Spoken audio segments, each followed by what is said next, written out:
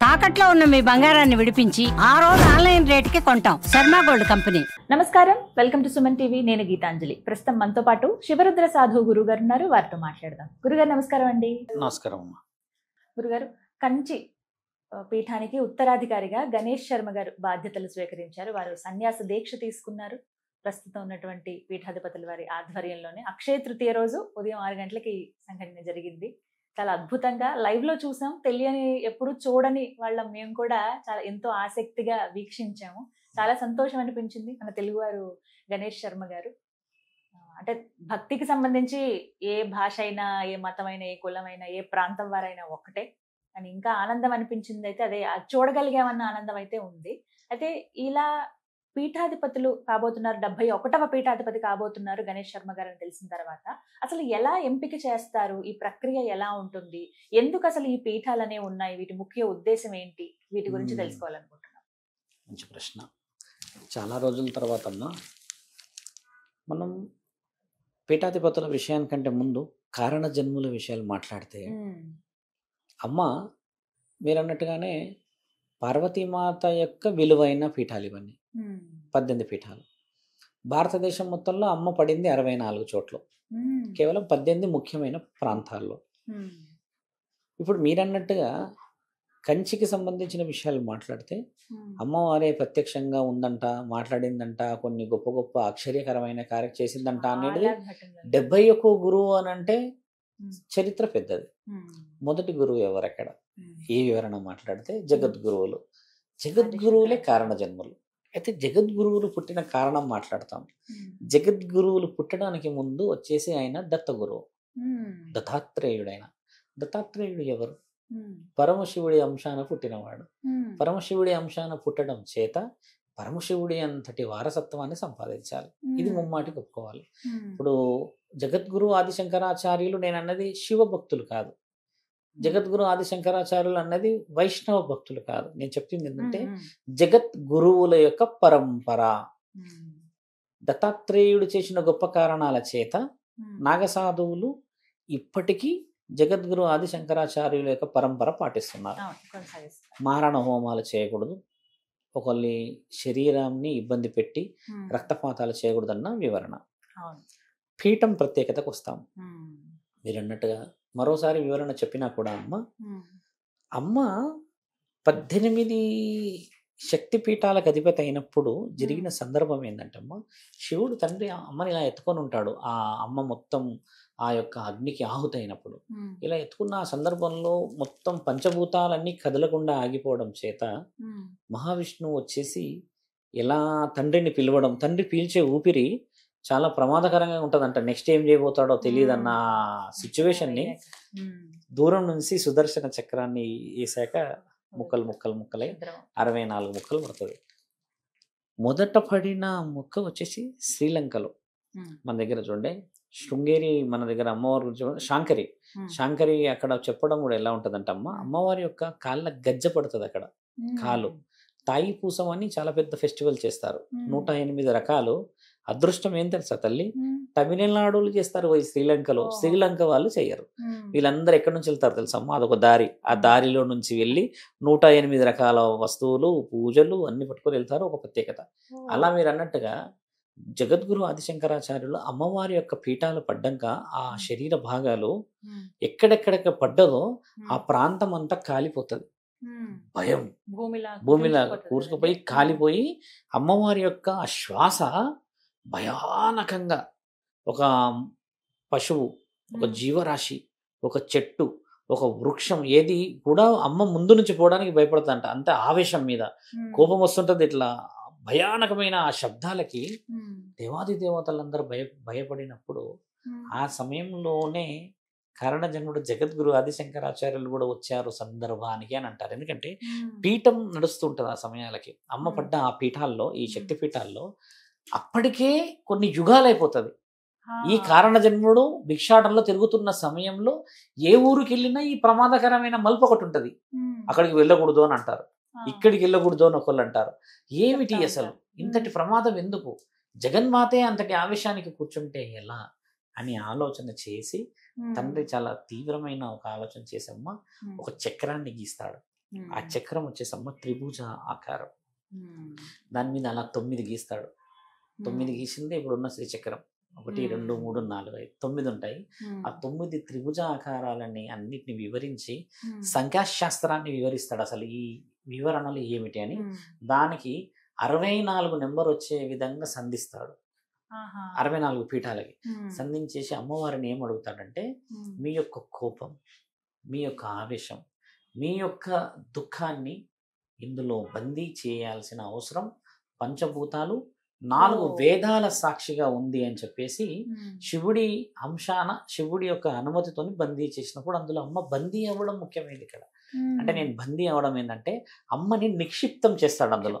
అంటే అమ్మ నువ్వు ఈ విధంగా కాదు, నీ పనులు వివరణలు వేరు, నువ్వు చేయాల్సిన శక్తియుక్తులు వేరు, శ్రేయస్కరమైన పనులు వేరు అని చెప్పినప్పుడు గౌరవార్థంగా ఒక మెట్టు ఎక్కువ శివుడిదే ఇవ్వడం చేత, శివుడికే సతీమణి అవ్వడం చేత 4 వేదాల సాక్షిగా అమ్మ ఇమిడిపోతుంది అందులో.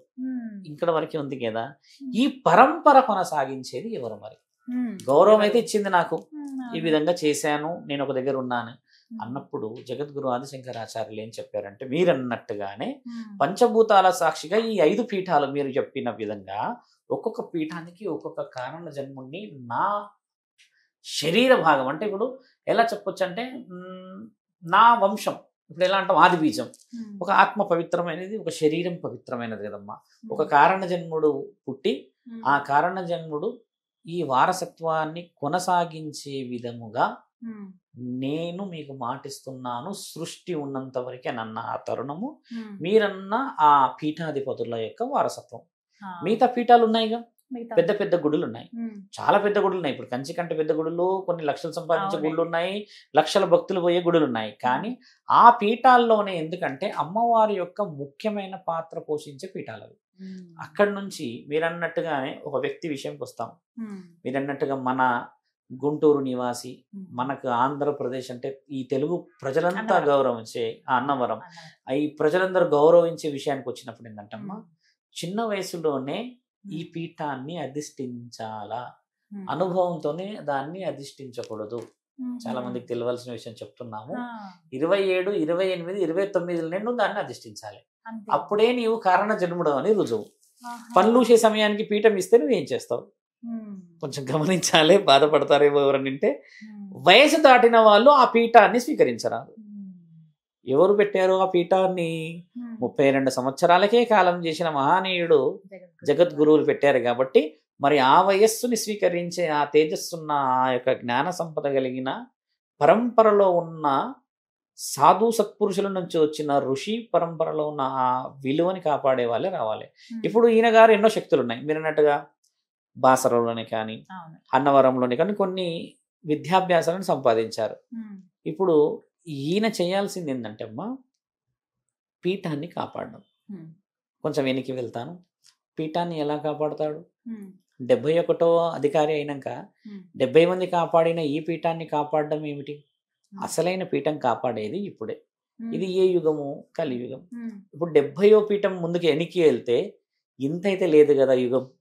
కాబట్టి అత్యంత క్వశ్చనరీలో ఉన్నట్టుగానే ఇప్పుడు మిత్రుడు ఇప్పుడు పీఠాధిపతిగా ఆయన ఏదైతే అనుభవం తీసుకుంటాడమ్మా, భారతదేశం ఎదురు చూస్తున్నది నిర్ణయాల కోసమని. ఒక సాధువులు పాలిస్తున్న పాలనకే కానీ, పూర్వం ఎన్నో ఎన్నో ఋషులు చేసిన గొప్ప కార్యక్రమాలకే కానీ ఇప్పటికీ విలువలు ఉన్నాయి కదా. ఇప్పుడు 27 సంవత్సరాలు ఉన్న ఈ పీఠాధిపతి నిజముగా కొన్ని వందల కారణ జన్ముల్ని చేయగలగాలి. పీఠం గొప్పదే కదా తల్లి, ఆ రోజు గొప్పదే, ఈ రోజు గొప్పదే. ఈయన చేయాల్సింది ఏం తెలుసమ్మా? గొప్ప వ్యక్తులని ఎన్నుకోవడం, కారణ జన్ముల్ని వెన్నుకోవడం. ఇదే కదా అసలైన పీఠాధిపతి నిర్ణయం. ఇక్కడ మీరు అన్నట్టుగా కొంచెం మళ్ళీ డీప్గా వెళ్తే అమ్మ, వేద శాస్త్రాలు చదివిన వాళ్ళు పీఠాధిపతులు కారు. ఓపెన్గా మాట్లాడతాం. శాసన ఇతిహాస పురాణాల తాళపత్ర గ్రంథాలని పఠించిన వాళ్ళు పీఠాధిపతి కారు. ఎవరైతారు స్వామి? మరి మొన్న ఆ రోజు మంత్రాలతో మాట్లాడుకుంటున్నారు, చేసుకుంటున్నారు అంటున్నాం కదా. ఈ పీఠాలన్నీ చదివితే, ఈ పీఠాలన్నీ బైహార్ట్ చేస్తే, కఠోరమైన విద్యాభ్యాసం చేస్తే వస్తాయి. బాగా గుర్తుపెట్టుకోవాలి. ఒక శ్లోకాన్ని మీరు నేను కూర్చొని గంట సేపు, 2 గంటలు, ఒక రోజు చదివితే వచ్చేస్తుంది. అలాంటి 100 రోజులు 100 చదువుకున్నా 100 వస్తాయి మనకి. అంత మాత్రాన నువ్వు పీఠాధిపతి కావాల్సిన అవసరం లేదు. పీఠాధిపతి ఎవరు కాగలుగుతారంటమ్మా? కారణ జన్ములు. ఏ ఆత్మనైతే పవిత్రముగా భావించి ఆ పరమాత్ముడు ఒక సువర్ణ అవకాశం కోసం ఎదురు చూసి ఇది నీ లక్ష్య సాధన కోసమని నీ ఆత్మ అబ్రబ్రహ్మంలో నుంచి పంపించబడ్డాదని అంటారో అతనే దాన్ని స్వీకరిస్తాడు. ఇప్పుడు ఆయన గారు చిన్న కుటుంబమే, ఆయన తండ్రి గారైనా ఎవరిదైనా కుటుంబమే, కానీ అక్కడ చూడండి, అక్కడ రాజసాన్ని అందుకునే సింహాసనం సిద్ధమై ఉంది అక్కడ. అంటే దీనికి జన్మ అవసరమనే కదా అర్థం తల్లి. నేను ఎందుకు చెప్తున్నానంటే ఈ రోజుల్లో అమ్మ ఎడ్యుకేషన్ చాలా చాలా చాలా మందికి వచ్చి, కానీ సంస్కారం అనేది లేదు. ఇక్కడ సంస్కారం ఉండి చదువు ఉండి కారణ జన్ములని సిద్ధం చేయగలిగిన పీఠం అది. ఈరోజు మనం గర్వంగా ఎందుకు అడుగుతున్నాం అంటే మా ఊరోడు. ఇప్పుడు మనం ఆయన మనకు తెలుసా? గణేశన్ శర్మ ఏ రోజు కలిసామా? కానీ గౌరవం చూసారా? మనోడు, మన అన్నవరము, మన గుంటూరు, మన విజయవాడ, మన ఆంధ్ర, మన తెలంగాణ ఎందుకు వచ్చిందనంటమ్మా? ఏదో విధంగా మనోడు కదా. ఇప్పుడు ఆయన ఎంతమందిని మనోడు అని సిద్ధం చేయబోతున్నాడు అనేదే ఒక పీఠాధిపతి యొక్క లక్ష్యం. ఒక పీఠాధిపతి ఎంతమందిని చేయగలడు తెలుసా అమ్మా? ఎంత తిప్పి తిప్పి తిప్పి కొట్టినా ఒక సంవత్సరానికి 25 మందిని చేయగలడు. 25,000 మందిని చేయగలడు. 25,000 మందిని. ఎందుకంటే పెద్ద పీఠం.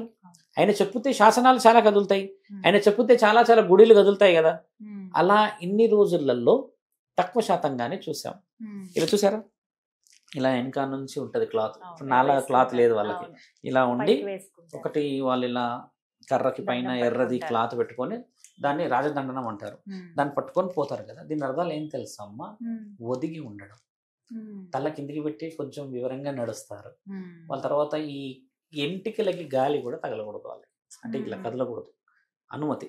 ఇలా కొంచెం ప్రత్యేకముగా ఎందుకున్నారు అని అంటే వాళ్ళు చేయాల్సిందల్లా భూమికి అనుసంధానమైన కార్యక్రమాలు. అంటే శాంతియుతముగా జరిగే మహా ప్రళయాలని ఆపాలి. శాంతియుతంగా ఏం జరుగుతున్నాయి? యుద్ధాలే లేవు అసలు. శాంతియుతం అంటేనే యుద్ధం కాదు. మౌన యుద్ధాలతో ఎన్ని కుటుంబాలు కూలిపోతున్నాయి. మీకు అర్థమైందా? అంటే అంతరాత్మలని గెలిచే మహాపరీక్షని గెలవాలి పీఠాధిపతి. ఇప్పుడు ఆ పీఠాధిపతి మొన్న మాట్లాడితే నాకు తెలిసి ఇంకా 2 ఏళ్ళకి మాట్లాడుతాడు, మళ్ళీ కనబడరు. నేను అనేది ఒక సాధువులాగా నా కోరిక ఏంటంటమ్మా, అయినా ప్రతి మీటింగ్లలో, మీటింగ్లు అంటే మళ్ళీ దైవాల మీటింగ్స్, అవి మన గురు పరంపర మీటింగ్స్ లో మాట్లాడడం వల్ల ప్రత్యేకతకి చాలా మంది ఆకర్షణలతో ముందుకు వస్తారు కదా. ఇదే ఒక గౌరవాన్ని సంపాదించగలగాలి. మీరు అన్నట్టుగా ఒక వ్యక్తి ఉన్నారు, ఇప్పుడు ఒక పీఠాధిపతి గారు ఉన్నారు అక్కడ. ఆయన గారు ఏదైనా విషయ వివరణ వెళ్ళినాక మన గణేశన్ శర్మ గారు ముందుకెళ్తారు కదా. అలా ముందుకెళ్ళినాక ఎన్ని సభలలో కనబడితే ఈయన మనోడు అని చెప్పుకోవాలి మనం. ఒకరోజు చెప్పుకుంటే సరిపోదు కదమ్మా. అలా చెప్పుకోవడానికి పీఠాధిపతులకి ముందుకు రావాలి.